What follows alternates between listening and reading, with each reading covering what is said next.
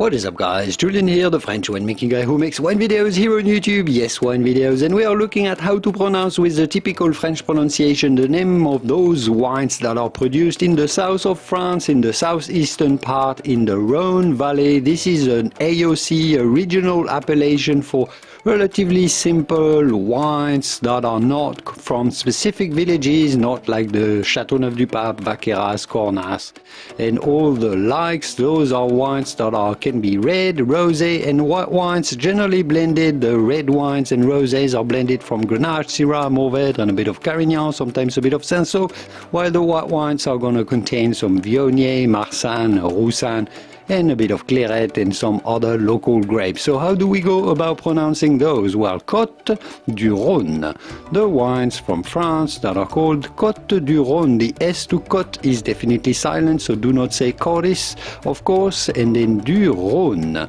Côtes du Rhône wines. If you want to learn more about wines and Rhône wines in particular, like how to say Châteauneuf-du-Pape, here are many more videos for you to watch next. I will see you soon in the wonderful world of wine. Au revoir. Bye bye.